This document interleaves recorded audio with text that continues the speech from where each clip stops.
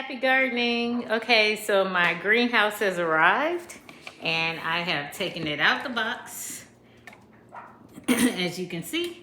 So I'm gonna put it together, and unfortunately my pots haven't arrived yet. So I'm just gonna go ahead and put the greenhouse together, put it on the patio, and then once the pots arrive, that'll be the next video where I'll go ahead and transport the seedlings into some of the biodegradable pots for those that are going to stay on the patio throughout the winter months.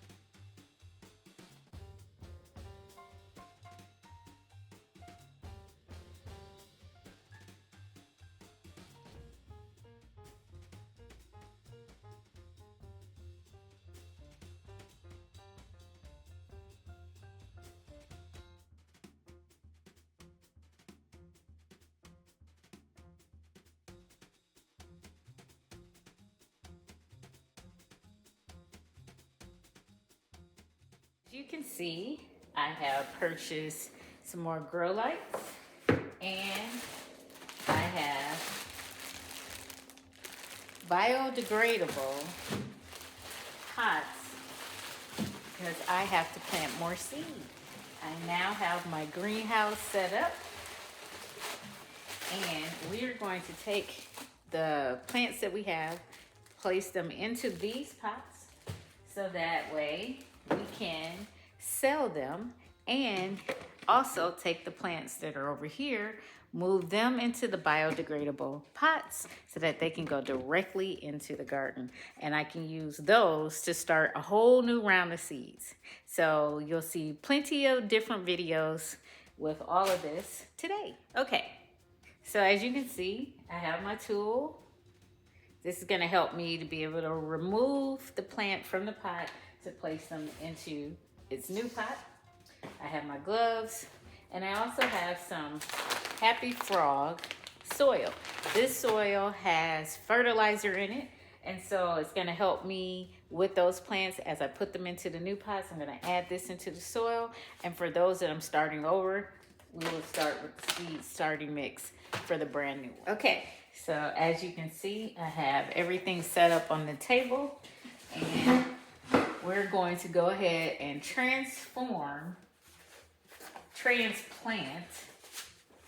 into my biodegradable pots.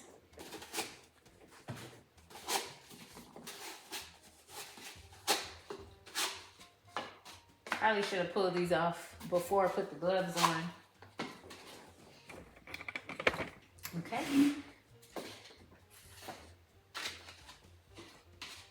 Now, the reason why we're doing this, we're going to keep the tomatoes inside. They're not going to go out into the greenhouse because tomatoes, as well as melons, are very temperamental when it comes to the cold. So they will stay indoors. But my other plants can stay outside, and then that allows me to start over in these pots to start new seed. So you've seen me do this before, but we're going to take it and we're just going to dig around the sides very gently because we don't want to destroy the plant or the roots. And this can get messy, so you might want to have something to cover it, or a space like this where I can easily clean it up. And I'm going to gently tap it to try to release the soil. And as you can see, I'm starting to lose some of the soil, and that's okay, because what I want to do is pick it up. I'm going to get most of the soil that's going to be on the table and place it back inside. Now, I'm going to gently move my tomato to the center. There we go. Then get all of the soil that I lost to go back inside of my pot.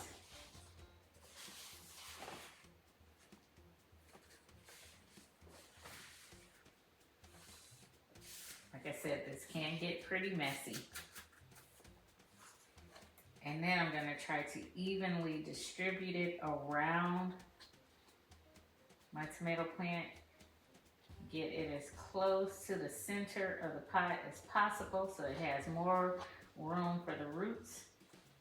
Because eventually this will get big enough for me to place in the ground in the end of March, early April. And now I'm gonna take some of my fertilized soil. I'm gonna break it up because there are pieces in here that are kind of chunky. So I'm gonna break up those chunky pieces, place it inside, and then I'm gonna water them all at the end. After I've transported all of them, then I will water them. Now, as you can see, there's no base on the bottom, whereas these have holes on the bottom. So you will need to place your pot onto some kind of container to catch the water. Otherwise, you're gonna have water all on your countertop. The other option is to place a towel down and it'll absorb the water underneath the towel to protect your countertop. So, as you can see, I want to go ahead and fill the pot pretty much close to the top with my soil.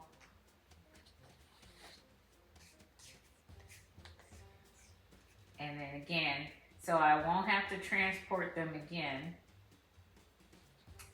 These tomatoes will stay in the pot, and I am going to plant the pot directly into the ground.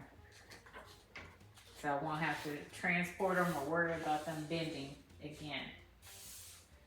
So I boil my soil in my pot, and the only last thing I need to do is put the name in it so I know what kind of tomato this is. And I'm gonna do this for every single one that you see on the table. And then we're gonna do the same things for the larger pots. We're gonna place them in individual pots as well. Now in some cases I have two growing inside one pot. Now it's because I ran out of space. So I am going to separate the two, leave one inside the pot, and then take the other one and put inside of a grow pot.